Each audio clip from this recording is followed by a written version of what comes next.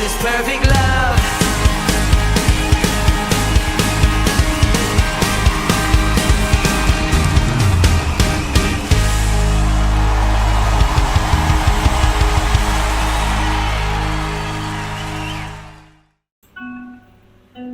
Shalom Bapak Ibu Saudaraku yang terkasih di dalam Tuhan.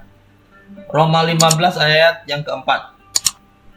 Sebab segala sesuatu yang ditulis dahulu telah ditulis untuk menjadi pelajaran bagi kita. Menurut Paulus, kisah-kisah mengenai tokoh-tokoh dalam Perjanjian Lama itu diringkas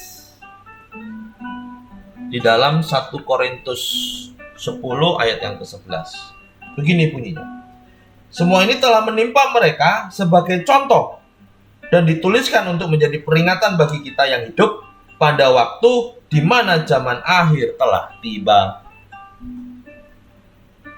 Bahwa apa yang ditulis dalam Alkitab itu dijadikan peringatan buat kita yang hidup di zaman saat ini. Isi utamanya adalah akan adanya hukuman Allah. Kutuk bukan berasal dari Allah. Masalah bukan timbul dari Allah. Tapi masalah itu timbul dari kesalahan kita, kesalahan manusia.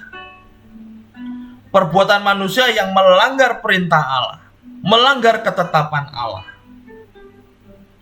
Sehingga membangkitkan murka Allah dan menimbulkan hukuman Allah atas kita. 1 Korintus 10 ayat 11 berisi tentang catatan atau peringatan akan apa yang terjadi oleh perbuatan umat Israel. Di sana mereka melalui penyembahan berhala. Ada percabulan, ada ketidakpercayaan. Dan itulah yang membuat mereka jatuh dalam penindasan. Jatuh dalam hukuman Allah. Sehingga hal-hal yang dicatat itu menjadi peringatan kita yang hidup di zaman now. 1 Korintus 10 ayat 11. Bahasa kerennya hidup di zaman now. Itu harus menghindari hal-hal yang sudah diuraikan dalam Alkitab.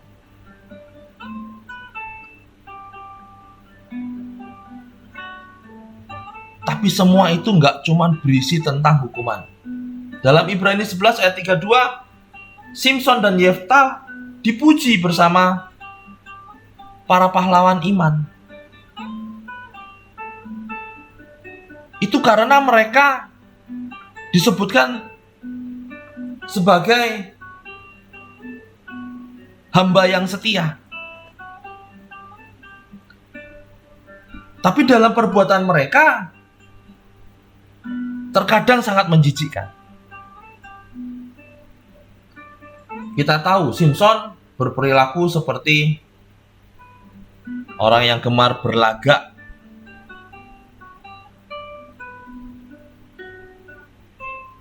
Yefta amat sangat tidak patut mengorbankan anak perempuannya. Pengorbanan perempuan ini adalah kejahatan utama bangsa Kanaan dan itu dibenci oleh Allah.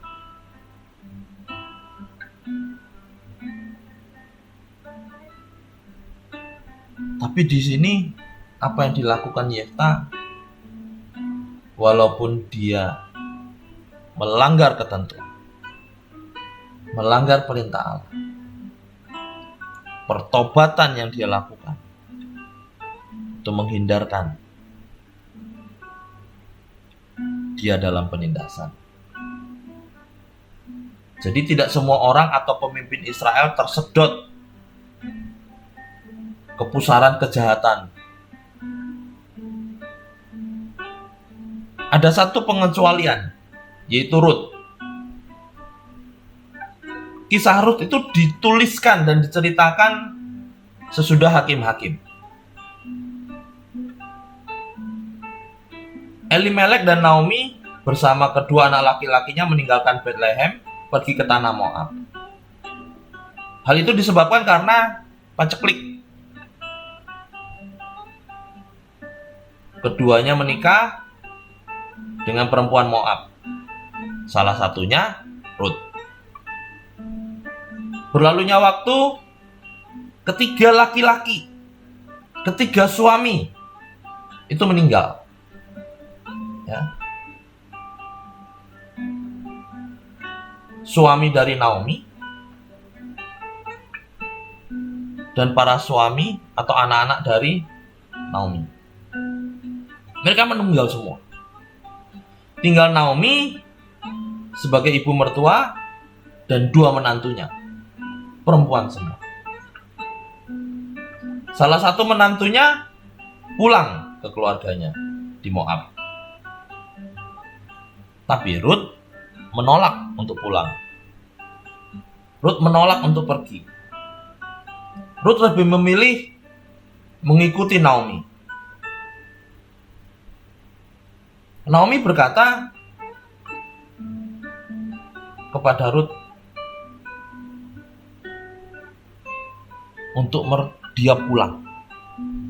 Untuk Naomi balik ke bangsanya.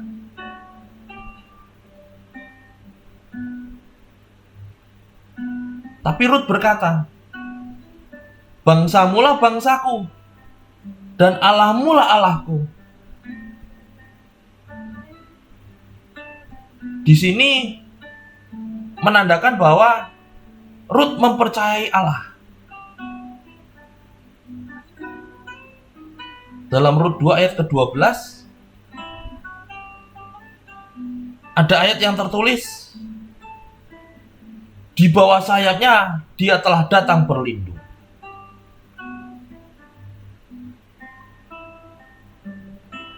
Dalam kisah ini kita bisa melihat betapa salehnya keluarga Naomi. Betapa salehnya keluarga mereka dalam menjunjung perjanjian dengan Allah. Sehingga hal ini mengubah Rut yang berasal dari Moab, sebuah negeri yang tidak percaya akan Allah.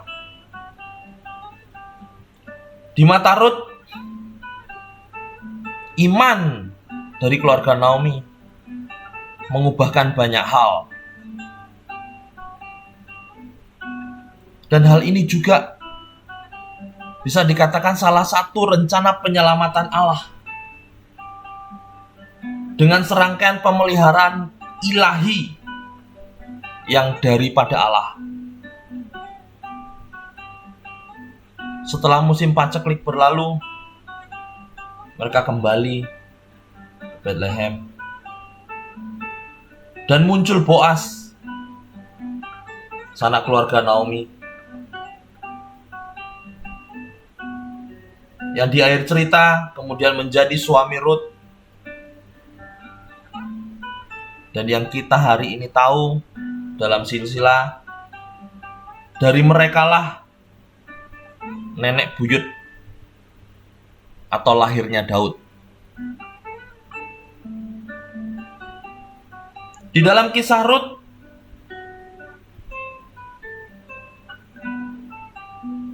menguraikan yang namanya kesetiaan di tengah-tengah keharuan.